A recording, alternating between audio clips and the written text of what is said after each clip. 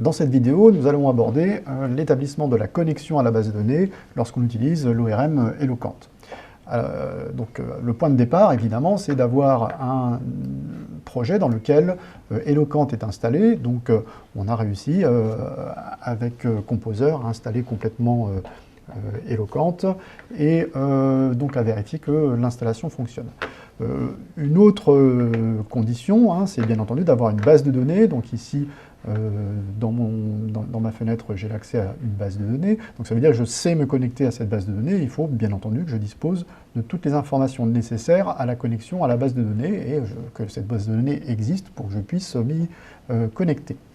Alors, en Eloquent, la connexion à une base de données s'établit en utilisant une méthode addConnection qui est une méthode de la classe manager. Donc ici, le manager que j'ai créé, j'appelle sur cette variable, sur cet objet, la méthode addConnection qui va donc créer une connexion vers la base de données dont je vais fournir les paramètres juste après. Je peux créer plusieurs connexions si besoin à différentes bases de données. Donc on peut parfaitement gérer en même temps plusieurs connexions à des bases de données différentes. Ici, je vais en faire qu'une seule. Voilà. Donc cette méthode addConnection, elle reçoit en paramètre un tableau qui contient toutes les informations nécessaires à la connexion. Ce tableau, il est organisé, c'est un tableau PHP associatif classique, donc il y a des clés et des valeurs. Les clés, ce sont donc des paramètres de connexion.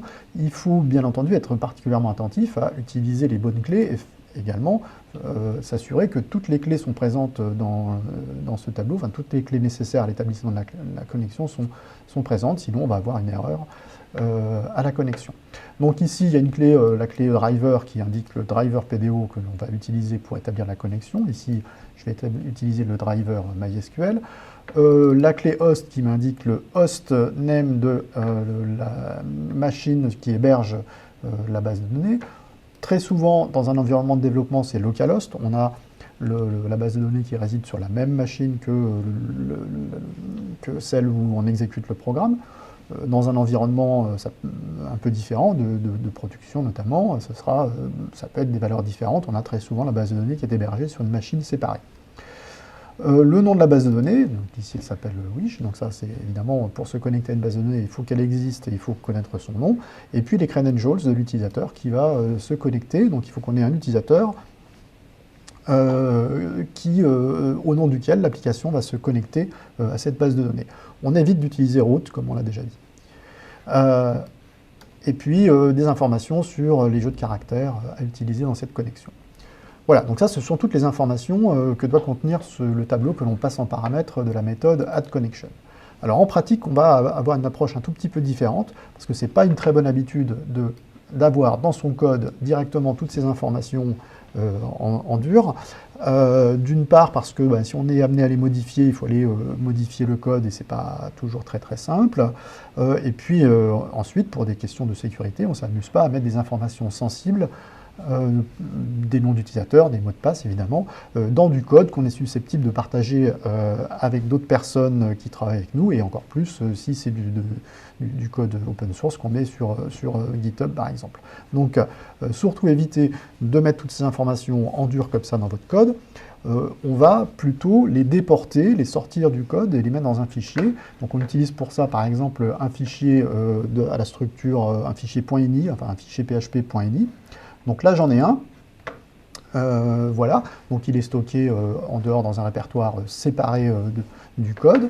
Et puis ce fichier .ini, il a une structure qui, on indique donc un nom de paramètre de configuration égale la valeur. Ce fichier .ini, on va le lire avec une fonction PHP dédiée qui va lire ce fichier et le transformer en un tableau. Alors, la bonne façon de structurer ce fichier .ini, c'est de le calquer sur la structure du tableau que la méthode addConnection attend. Donc là, je vous ai rappelé la structure de ce tableau, et donc on va organiser ce fichier .ini en se calquant exactement sur la structure de ce tableau.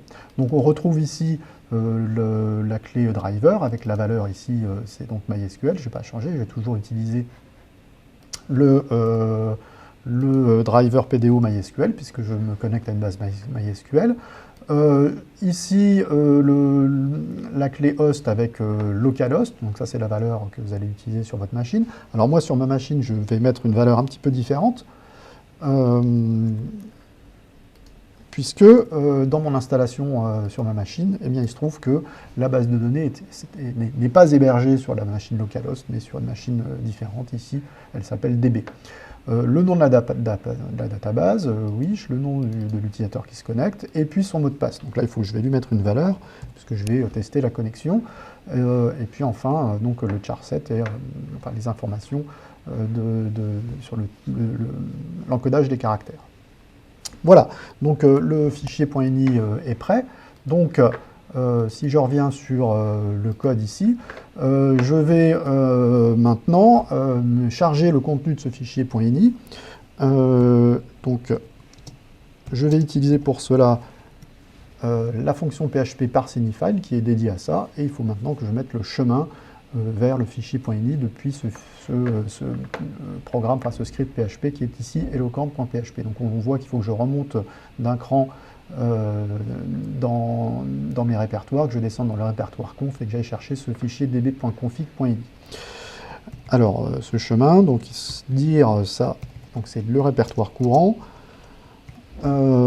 Et puis à ce répertoire courant, je concatène, donc je remonte d'un cran, je descends dans le répertoire conf, et puis je mets le nom du fichier, db.config.ini. Voilà, donc cette fonction parse_any_file, elle va analyser ce db.config.ini et le transformer en un tableau qui, en principe, comme j'ai structuré mon db.config.ini de manière adéquate, aura exactement la structure de ce tableau qui est attendu par add_connection. Donc voilà, je peux remplacer tout cela par $config.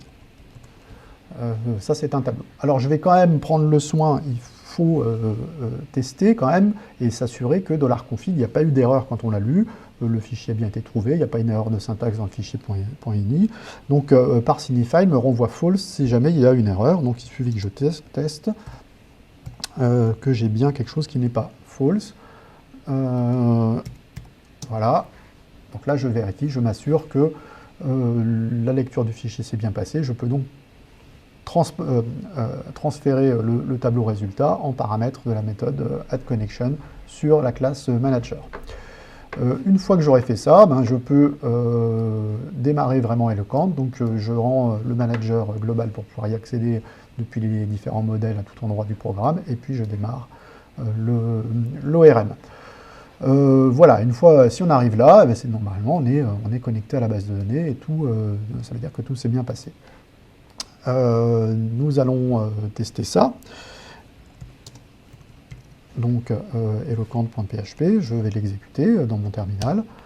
Voilà, et bien je suis arrivé au bout, donc manifestement j'ai bien déclaré une connexion à la base de données. Alors, pour être complet, il faudrait ensuite tester avec une requête pour vérifier que effectivement la connexion se passe bien. Ça, on le fera dans la vidéo prochaine.